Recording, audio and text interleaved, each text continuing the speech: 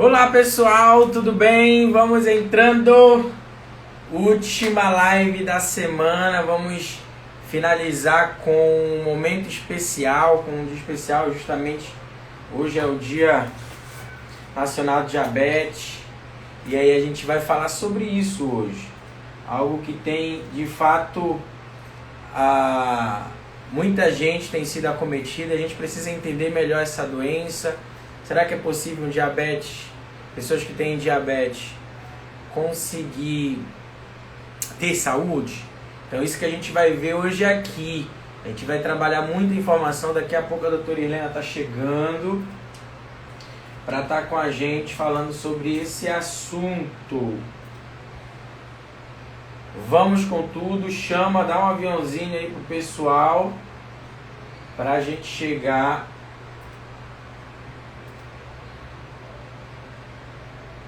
Pra gente começar com tudo, hein? Pra gente começar com tudo, hein? Deixa eu mandar um aviãozinho aqui para a galerinha. Vai ser muito legal hoje. Vamos lá. Pessoal, é o seguinte, essa semana inteira nós trabalhamos com temas, né, fundamentais para que a gente possa de fato ter saúde. É além da estética, além da estética. A gente não pode focar sempre, somente na verdade, na estética. A gente precisa entender que a saúde ela precisa de vários pilares para que de fato a gente alcance saúde e qualidade de vida. Porque senão a gente não consegue alcançar a saúde e a gente acha que só emagrecer é suficiente, né? Então o que eu quero que você entenda hoje e a partir disso passe a dar mais importância para a saúde, mais importância para fatores que vão te levar a ter saúde e qualidade de vida, porque de fato eu sempre digo, isso é a minha máxima, né? Com saúde não é tudo, mas sem saúde você não pode alcançar nada. Então hoje é o dia de muito importante. Já estou chamando aqui a nossa convidada do dia, doutora Helena Almeida, endocrinologista. Oi, Helena! Alô, Moisés, boa tarde, Boa tudo tarde. bom? Cara, é um prazer enorme ter você como uma das nossas convidadas. Ao longo da semana a gente trabalhou com convidados do Brasil inteiro, né? De algumas pessoas lá de São Paulo. E agora tu que está em Vitória de Belém, né? Mas está em Vitória, não é isso? Isso, E para quem não sabe, a gente se conhece desde a época de atleta, né, Helena? já de outros carnavais, né? Natação fez parte da boa parte da nossa vida aí. E incentivou muita coisa que eu sou hoje, na verdade, confesso. Então, assim, hoje vai ser um tema especial por causa do próprio dia, né? Daqui a pouco tu vai explicar um pouquinho mais sobre isso. Mas só para que a gente compartilhe um pouquinho sobre essas informações, sobre o que está acontecendo essa semana. A gente trabalhou a saúde, a gente chamou isso de S360, saúde 360, sendo trabalhado em todos os pilares. Exercício físico, alimentação, sono. Não tem como você ter saúde se você não descansa, se você não dorme, se você não tem um sono de qualidade. Não tem como ter saúde se você não se hidrata adequadamente. Não tem como ter saúde se você não tem uma relação com as pessoas saudáveis. Então, assim, saúde precisa ser trabalhada em todos os ambientes. Eu sempre digo que é além da estética. Isso as pessoas têm que entender.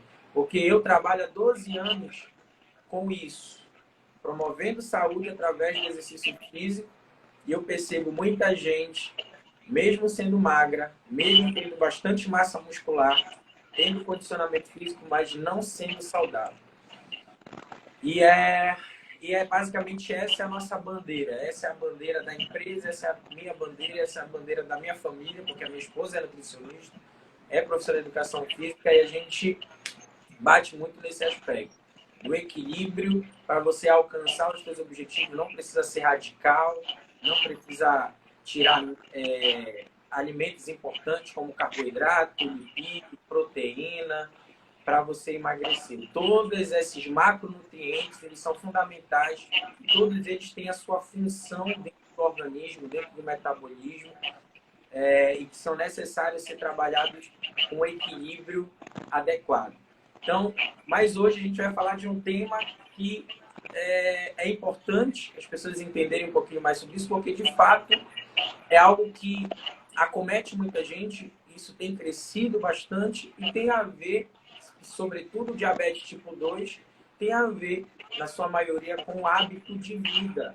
É algo que é adquirido a partir de um comportamento inadequado. Mas eu vou deixar para te apresentar e depois mandar ver nesse assunto. Vai lá. Tá ótimo, muito legal, Moisés. É um prazer para mim, hoje no Dia Mundial de Conscientização ao Diabetes, né? Receber o convite para fazer essa live e eu aceitei com muito carinho, porque eu tenho o maior prazer em falar sobre o diabetes e sobre os pilares importantes que temos no cuidado do diabetes, que muitos você já comentou aí anteriormente, onde a gente trata de uma doença, de uma condição, né, que afeta milhões de brasileiros. Nós temos em torno de 15, 16 milhões de brasileiros portadores de diabetes e alguns milhões que não sabem que são diabéticos também, por volta de talvez um número total de 24 milhões de pessoas, entre os que sabem e os que não sabem que são diabéticos.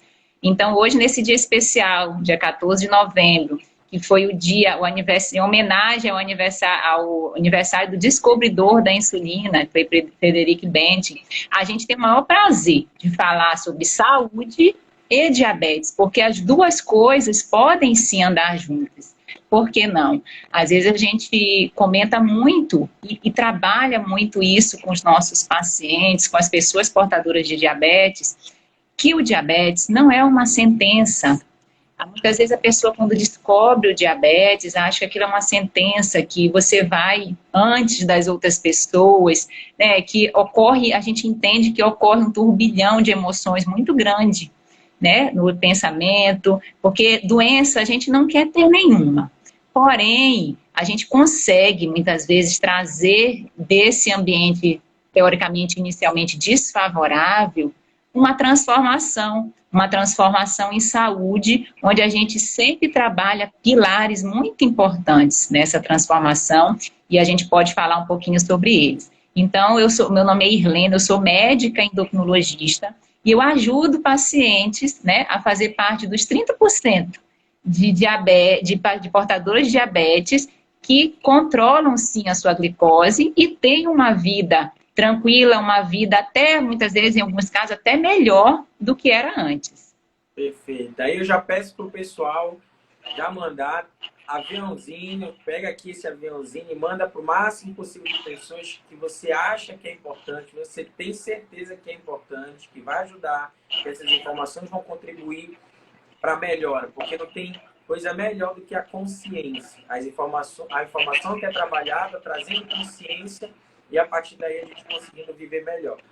E essa relação de doença e saúde, muita gente equivocadamente acha que pessoas que têm algum tipo de patologia, elas não podem ter saúde. Isso é de forma totalmente equivocada. Você pode ser, sim, portador de algum tipo de doença metabólica, cardiopatias, e você, sim, ter saúde sem problema algum.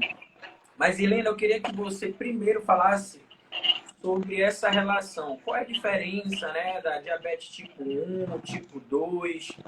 O que a gente tem mais no nosso dia a dia? E como é que a gente pode identificar essa situação? Certo. Isso é muito importante, a gente ter esse esclarecimento, né? Primeiro, a gente quer dizer que o diabetes ele é caracterizado basicamente pelo açúcar alto no sangue. Mas antes desse açúcar se tornar mais alto, tem uma série de fatores que influenciam nesse aparecimento do diabetes, dentre os quais principalmente a falta da ação da insulina dentro do organismo. A insulina é um hormônio que todos nós precisamos dele. Eu, você, Moisés, todas as pessoas que estão nos escutando aqui precisam de insulina, porque ela é a principal responsável por pegar a glicose que está dentro do nosso organismo, jogar dentro do nosso tanque de gasolina, que é a célula, ela abre a porta da célula para a gente poder se exercitar e fazer as atividades normais do dia a dia. Basicamente, a gente tem dois tipos de diabetes, né? O diabetes tipo 1, que é um diabetes onde se descobre numa faixa etária mais jovem, são pessoas que não produzem mais a insulina e por esse motivo precisam repor. Esses pacientes, a causa do diabetes é uma causa muito específica, é uma doença autoimune, onde o próprio corpo produz anticorpo. O que é o anticorpo? É como se fosse um soldado que luta contra o próprio exército. Então, produz esse anticorpo destruindo as células do pâncreas, e aí esses pacientes não conseguem produzir a quantidade suficiente de insulina e por isso precisa repor, tá? É um diabetes onde precisa, como todos, ter um controle rigoroso, né, para que consiga sempre manter níveis adequados de insulina e viver, sim, uma vida incrível, uma vida extraordinária, uma vida com saúde, tá? Esse tipo de diabetes representa entre 5 a 10% dos pacientes diabéticos que a gente tem como um todo. O segundo tipo de diabetes mais clássico, né, porque hoje em dia a gente sabe que tem vários tipos de diabetes, estão os dois mais clássicos, são os diabetes tipo 2, os pacientes diabéticos, onde a gente tem a insulina, muitas vezes, nos estágios iniciais, mas ela não consegue agir. Ela não faz essa função de abrir a porta da célula. E a imensa maioria dos casos, por quê? Porque os pacientes estão acima do peso. Então, quando a gente fala do diabetes tipo 2, na maioria dos casos a gente fala também da questão do excesso de peso. E foi publicado um estudo recente que no Brasil a gente tem, em média, 60% das pessoas que estão acima do peso, dentre as quais 20% estão com faixa etária já um grau de obesidade. Então, é uma coisa que a gente precisa cuidar, não só, eu acho que quando a pessoa já tem o diagnóstico em si, mas hoje, no dia de conscientização do combate ao diabetes, na prevenção, que se baseia muito em pilares importantes que todos nós precisamos ter no nosso dia a dia, independente se a gente tem já alguma doença instalada ou não. Perfeito. E esse entendimento é muito interessante porque, principalmente do diabetes tipo 2, né, Helena, que está muito ligada com o próprio hábito de vida, né, com a má alimentação e também com o sedentarismo. E já tem vários estudos mostrando que a atividade física, o exercício físico, ele é fundamental tanto para prevenir quanto também para ajudar a melhorar a resistência à insulina. Eu queria que tu falasse um pouquinho sobre a questão da alimentação.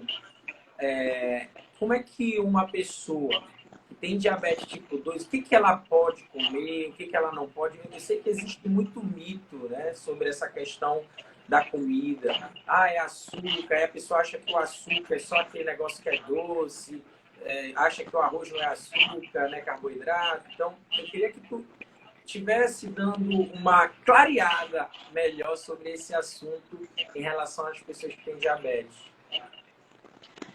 Ô Moisés, eu acho que essa questão da alimentação é uma das principais dores das pessoas que descobrem o diabetes, porque elas simplesmente acham que não vamos poder comer nada do que se gosta, né? Que vai se restringir muito a alimentação, e isso causa um estresse psicológico e emocional muito grande, que inclusive influencia no controle e na doença também, tá? Mas o que o paciente diabético precisa comer? Aquilo que todos nós devemos alimentar no dia a dia, ter uma alimentação equilibrada, uma alimentação saudável, com a base de alimentos naturais, evitar, né, excesso de frituras, excesso de carboidratos refinados também, aí entra, né, pão, bolo, macarrão, não que não possa, tá? Pois pode sim. Hoje o paciente diabético pode inclusive comer doce, tá? Se fizer um equilíbrio alimentar, se fizer contagem de carboidrato, que é uma estratégia alimentar que se usa também dentro do tratamento. Então, existe sim maneiras de você se alimentar bem, sem precisar ter as restrições absolutas. A gente sempre orienta o consumo de legumes, verduras integrais, evitar excesso de frituras, carnes gordurosas, alimentos enlatados, alimentos industrializados também, que hoje a gente tem muito presente na alimentação do brasileiro. Então, é um equilíbrio, tá? É equilíbrio. Tem muitos mitos em relação à alimentação do diabetes, né? Que você, por exemplo, se comer muito açúcar vai ser diabético, e não é bem assim. A gente sabe que o açúcar, a presença do excesso de açúcar na alimentação, é um excesso de calorias, isso pode gerar um ganho de peso, sim, né? E a gente já conversou anteriormente, o ganho de peso também está relacionado, essa questão é um dos fatores relacionados ao diabetes tipo 2, tá? Mas não é o açúcar que causa o diabetes, é o excesso desse açúcar com o excesso de peso alimentar. Então, a questão dos carboidratos também é outro mito, que não se pode comer nenhum tipo de carboidrato. As pessoas com diabetes são muito apontadas também. Ei, você é diabético, não pode comer isso, não pode comer aquilo.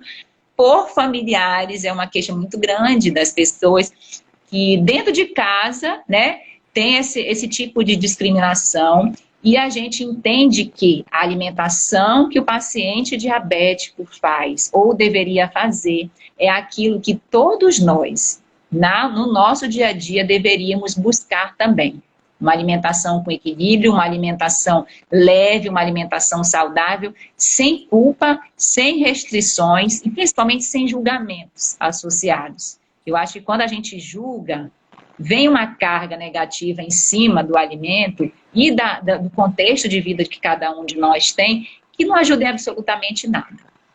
Só prejudica, né? Até porque o estresse, né, algumas emoções também acabam alterando essa relação do metabolismo. Isso é muito interessante. Eu sei porque a minha mãe recebeu um diagnóstico de diabetes, ela hoje não mora comigo, mora em Criciúma, mas está passando um tempo aqui com a gente. E é justamente isso que a gente percebe, essa relação do medo, né? Será que se eu comer isso eu vou passar mal? Será que se eu comer esse tipo de alimento eu vou, sei lá, vai aumentar minha glicose, vai aumentar a minha condição, né, clínica, piorar a minha condição clínica?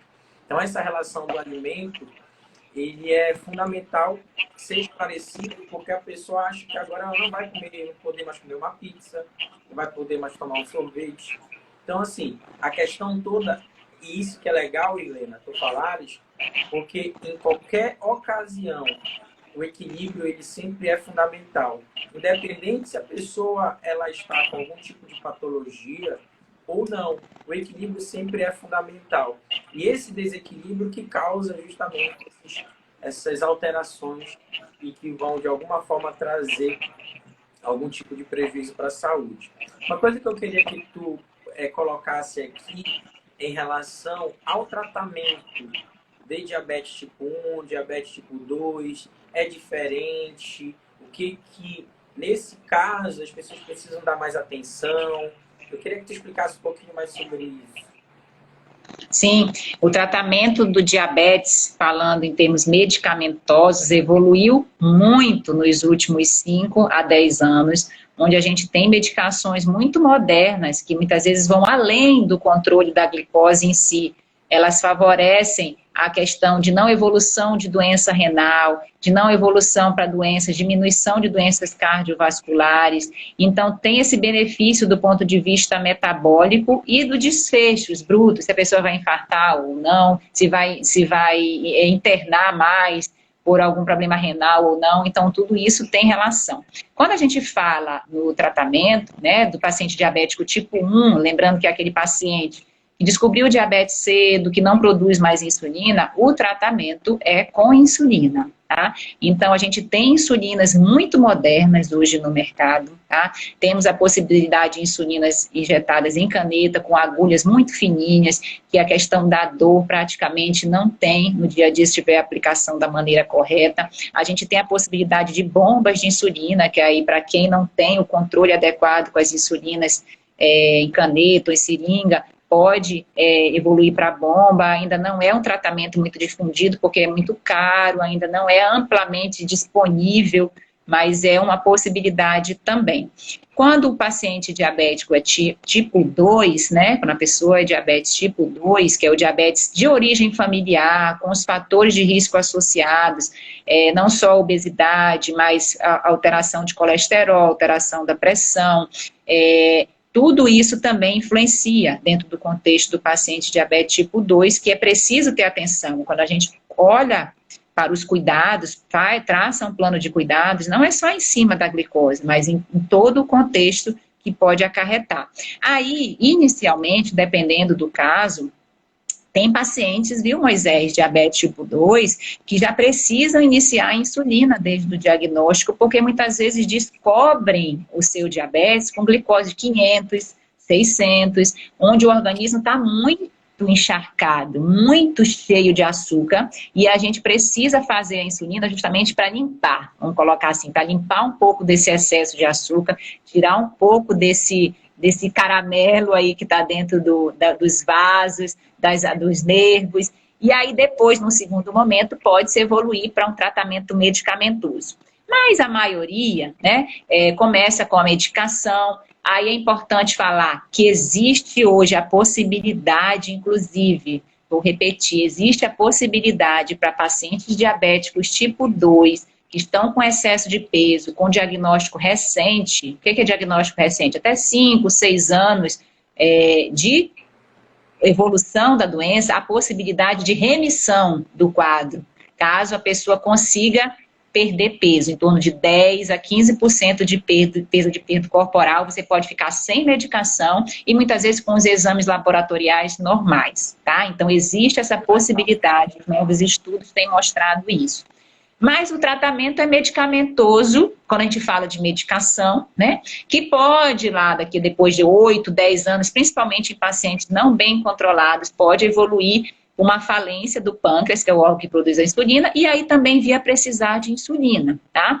É importante esclarecer que a insulina é um dos tratamentos mais potentes dentro do tratamento do diabetes. Quando a gente fala em medicação para o diabetes, a insulina é o medicamento mais potente que a gente tem. Porém, tem questões associadas que muitas vezes a gente realmente só usa para quem precisa. E evolução do tratamento do diabetes, como eu comentei nos últimos 5, 10 anos, foi gigantesca. Porém, a gente precisa voltar ao básico, precisa voltar ao alicerce da casa. A casa, se a gente não faz um bom alicerce, né? O prédio, se não tem uma boa fundação, o restante, por mais bonito que pareça, uma hora desanda. É a mesma coisa o tratamento do diabetes. Então, pilares importantes no tratamento são a alimentação saudável, a prática de exercícios físicos regulares, qualidade do sono, gerenciamento de estresse, hidratação, intestino equilibrado, sabe, desenvolvimento pessoal, saber lidar com as emoções, o acompanhamento médico regular, tudo isso é importante também dentro do tratamento.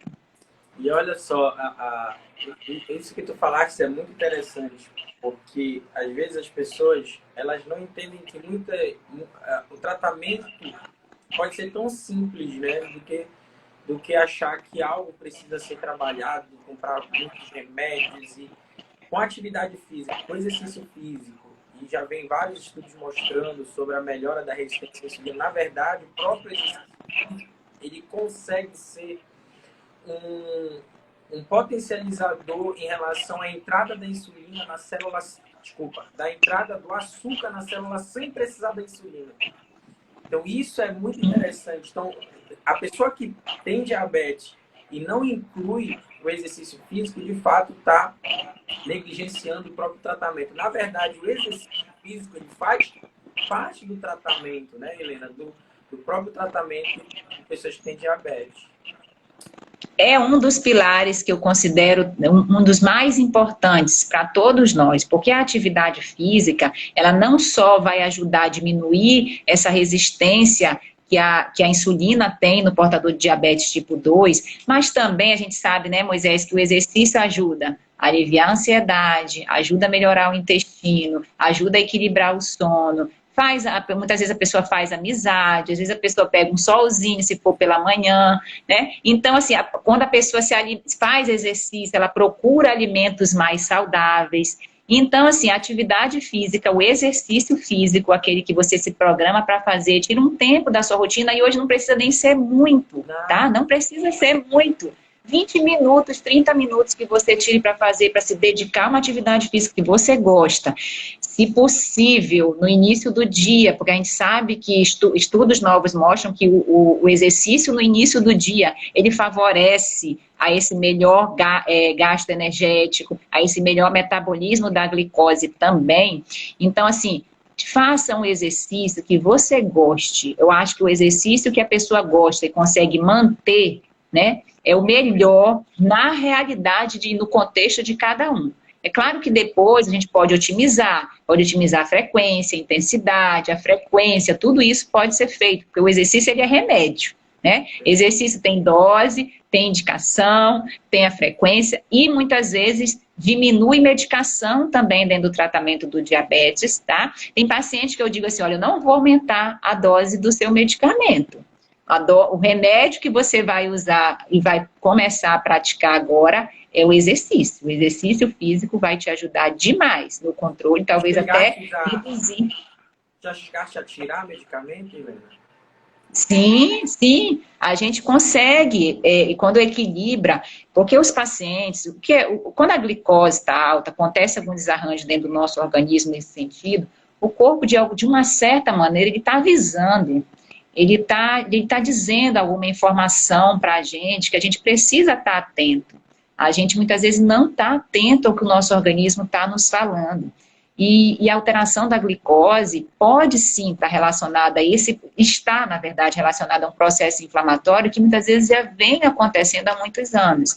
E, na maioria das vezes, tá, Moisés, faltam os pilares.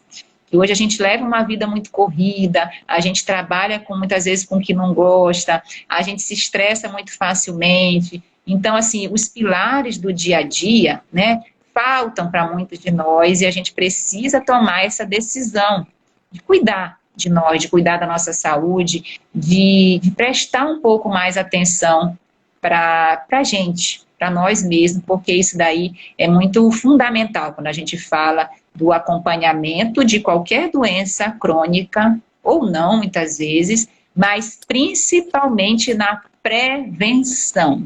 Prevenção. Acho que prevenção é uma palavra que a gente fala pouco até na medicina, mas se a gente pudesse prevenir doenças, a gente teria um conjunto, não só do ponto de vista mundial mais favorável e financeiro também. É muito mais barato você prevenir do que você remediar na medicina. Helena, tem uma pergunta aqui. Você entende ou consegue trabalhar em cima do conteúdo? Quando o diabetes gestacional se torna tipo 2, existe isso? Existe a diabetes gestacional? Como é que é essa relação da diabetes gestacional? O diabetes gestacional é um outro tipo de diabetes que a gente tem. Esse diabetes, ele se caracteriza por se manifestar na gestação, tá? Durante a gestação. E depois que o neném nasce, a mulher não apresenta mais o diagnóstico. Porém, a gente sabe que a mulher, quando tem o diabetes gestacional, ela tem uma chance maior de, em torno de 50%, caso não cuide, não mude os pilares, né? Não cuide do peso, não mude os pilares que a gente está conversando aqui, de vir a desenvolver um histórico de diabetes tipo 2, em geral maior, tá? O diabetes tipo 1, que eu acho que foi a relação que a pessoa perguntou, ele é um diabetes que ele abre o quadro muito rápido, tá? O diabetes tipo 1, ele abre o quadro muito rápido. com muita sede, muita fome, às vezes já são pacientes mais magros, emagrecem ainda mais, muito cansaço, infelizmente em alguns casos os pacientes entram em coma, então assim, é um diabetes que abre o quadro muito rápido. O diabetes tipo 2, né, que já é o diabetes onde a maioria dos casos se caracteriza por um diabetes sem sintomas, a pessoa, na maioria das vezes, não sente nada, e aí vai arrastando o quadro. Por isso que a gente tem a estimativa, viu, Moisés, no Brasil, é que a gente tem em torno de 8 a 10 milhões de brasileiros que não sabem que são diabéticos. Por quê? Porque não fazem a prevenção. Muitas vezes não vão ao médico pelo menos uma vez ao ano, né, para fazer uma medida de glicose, que já é recomendado a partir de pelo menos 35, se estiver acima do peso, ou 40 anos também. Então, assim, o diabetes gestacional, ele não tem muita relação com o diabetes tipo 1. Pacientes de diabetes tipo 1 podem engravidar, tá? Podem engravidar e podem ter filhos e podem ter gestações tranquilas na medida em que compensam e que controlam adequadamente sua glicose. Mas o diabetes gestacional, ele é caracterizado por uma alteração transitória da glicose nesse período especial que algumas de nós mulheres passam na vida. Olha, Helena, minha mãe quer me consultar contigo. Ela falou que Moisés, quero me consultar com ela. Ai, tia Ana, né? Será um prazer, viu? Ela foi assim, ela tomou um susto, ligou para mim chorando. Meu filho, eu tô com diabetes. Eu falei, mãe, calma. Na verdade, acho que foi... Até quero que tu fale sobre isso, Helena. Porque, assim, existe uma classificação, né? E eu queria que tu falasse sobre essa classificação, sobre o que seria o pré-diabético, aquela pessoa já é diabética e de fato precisa agir de uma forma mais eficaz, mais, sei lá, mais aguda, não sei. Queria que tu falasse um pouquinho sobre essa situação. A gente entende quando a gente recebe o diagnóstico de qualquer doença crônica, né? Tem algumas fases, né, de sentimentos que se passa em relação a isso, e eu acho que a primeira fase que se tem realmente é uma fase de negação, né? A gente quer negar aquele diagnóstico, a gente se sente com raiva às vezes se sente culpado. Por que aquilo aconteceu conosco, né? E muitas vezes, em alguns casos, Moisés, evolui para quadros de depressão leve, em alguns casos até depressão grave, tá? Entende-se que nesse momento do diagnóstico do diabetes é muito importante a maneira como a gente dá o diagnóstico para o paciente influencia demais também nesse processo de aceitação, mas a gente sabe que quando a pessoa toma a decisão de cuidar, né, e a decisão é nossa, tá? A gente pode querer, eu como médico, eu quero que todos os meus pacientes se cuidem, eu tenho uma família repleta de diabéticos também, eu quero que todos se cuidem. Eu também procuro me cuidar nessa prevenção, mas assim, cada um é responsável por si. Então, eu acho que está aí o grande poder do ser humano é você assumir o controle da sua vida, né? Então, você precisa tomar essa decisão. Tem gente que não decide, tem gente que fica, amanhã, depois de amanhã, quem sabe, segunda-feira, ano que vem, não sei o quê, e não decide, às vezes nem cuidar e nem não cuidar. Porque eu acho que é difícil a pessoa dizer assim, não vou cuidar da minha glicose, deixa complicar mesmo, não sei o que e tal. Não, a pessoa não decide isso, entendeu? Ninguém decide não se cuidar. Às vezes as pessoas procrastinam, deixa para depois, deixa para amanhã, para o ano seguinte, não sei o que, e assim vai levando, tá? No diagnóstico do pré-diabetes, já é uma fase inicial, o nome já está dizendo, é um pré-diabetes. Então, a gente nasce, quando o diabetes tipo 2, a gente nasce como se fosse com uma lâmpada dentro da gente, que é a nossa predisposição familiar. Então, eu tenho a minha lâmpada aqui dentro de mim, porque a minha família, por pai de mãe, é toda diabética.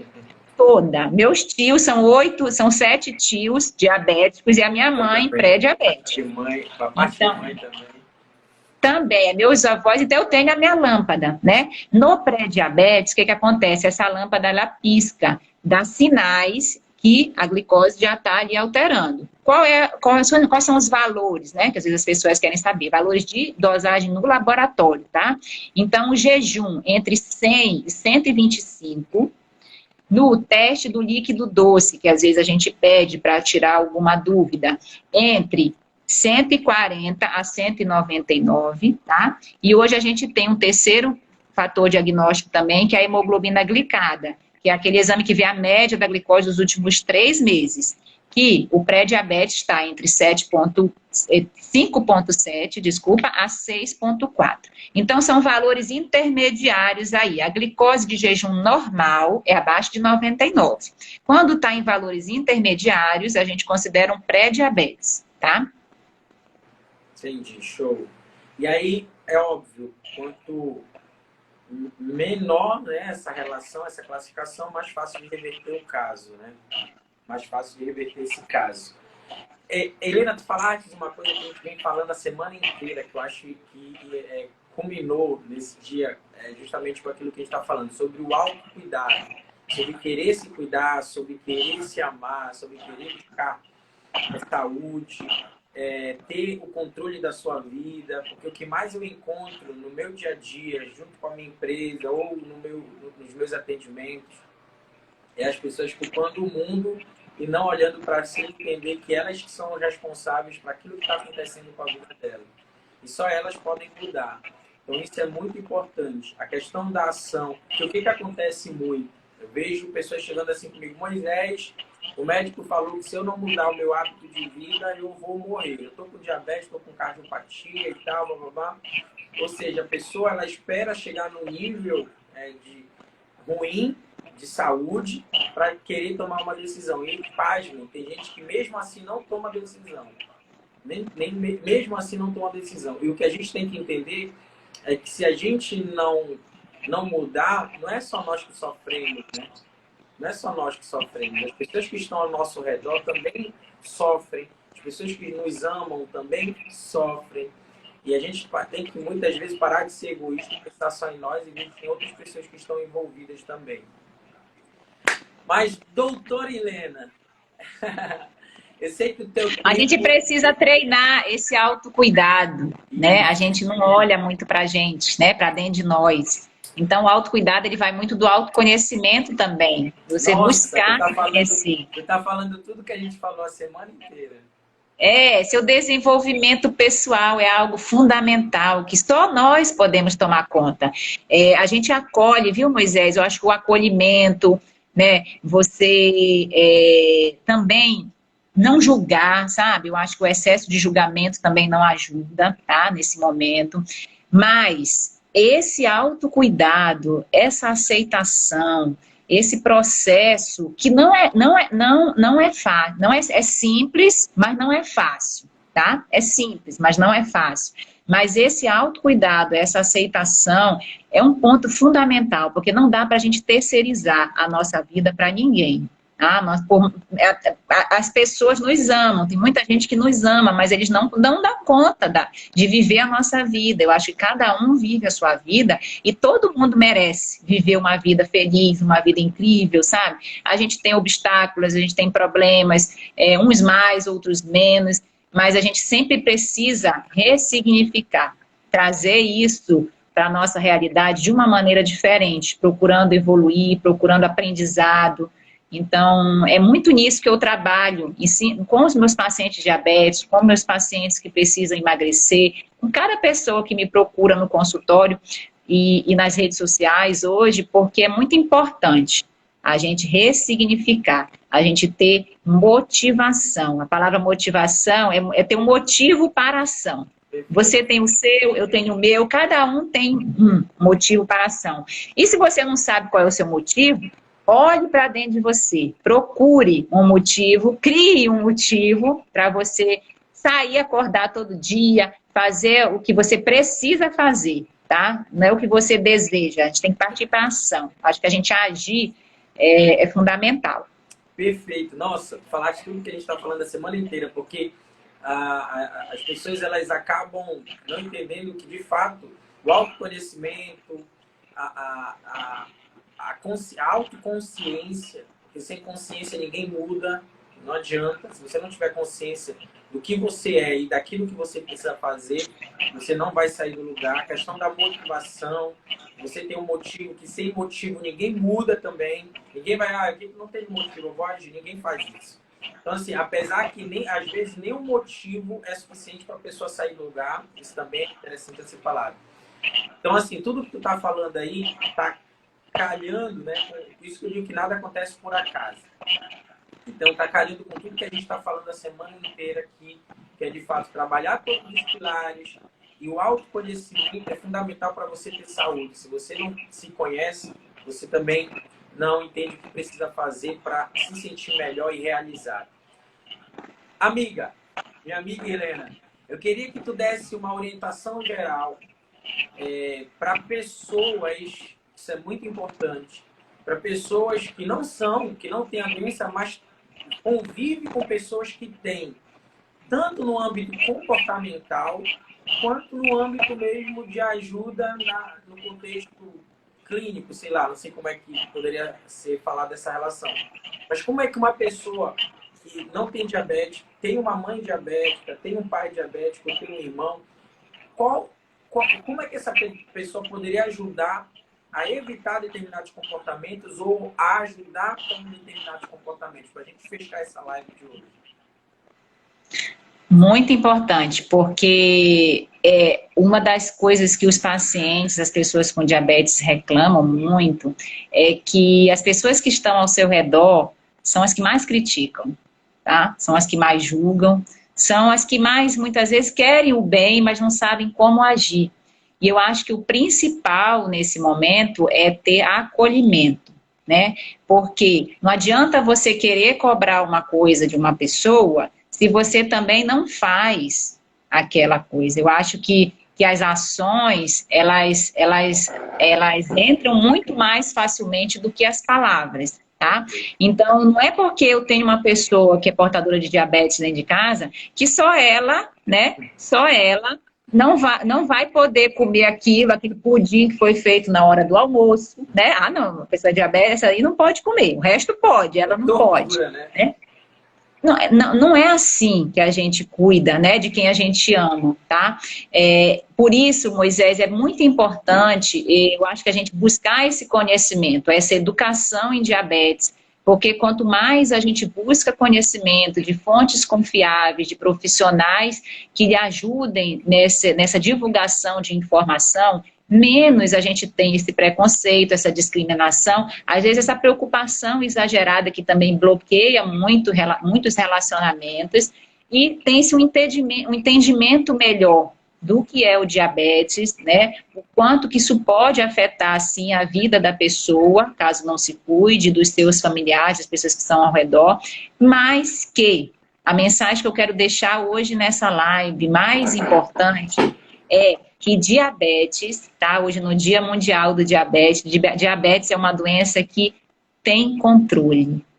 Tem controle. Eu trabalho 3 A's dentro dos meus pacientes.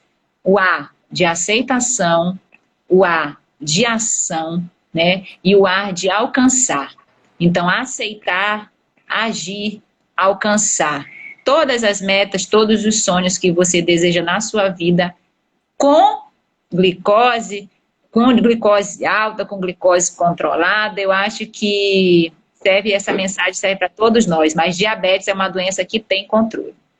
Nossa, que isso! Tá todo mundo falando aqui, traz ela de novo, traz ela de novo, traz ela. Ela é muito, sabe como é médica, né? Não tem muito tempo, mas a gente conseguiu algo na agenda dela num sábado. Então, Helena, obrigado. Você foi, na verdade, incrível como as coisas calharam de uma forma perfeita, né? Então, a gente vem falando sobre muito essa relação de comportamento, de contribuir, de saúde de uma maneira geral. E hoje tu trouxestes algo que é fundamental. Primeiro, entender o diabetes como algo que tem controle. Segundo, a pessoa buscar essa ajuda, ela mesma se ajudar. E terceiro, as outras pessoas que estão ao redor também contribuir para essa melhora de vida. Então, assim, eu tô com a gratidão assim, cheia no coração, porque você, de fato, fechou com chave de ouro essa semana e não tinha como não agradecer por todas as palavras e tudo aquilo que tu trouxeste para a gente hoje. Segue essa doutora, porque ela traz conteúdo de valor. Conteúdo de valor. Então, quem está aqui, vai lá no Instagram dela, começa a seguir, porque de fato ela traz muito. Não foi por acaso que eu trouxe a Helena para falar para a gente hoje. Então segue, porque de fato ela traz muita informação. Quem tem famílias que tem diabéticos, né, que são diabéticos, pessoas que seguem, porque ela tem muito conteúdo que vai te ajudar pra caramba e vai melhorar a tua vida e vai deixar tudo isso mais leve. Obrigado, Helena. Obrigada, Moisés. Obrigada a todos, tá? E sempre que precisar de mim, eu estou à disposição também, viu? Muito obrigada pelo convite. É sempre um prazer, tá bom? Eu agradeço. Deus abençoe a tua vida e a tua família. Amém. Tchau. Obrigada. Tchau, tchau.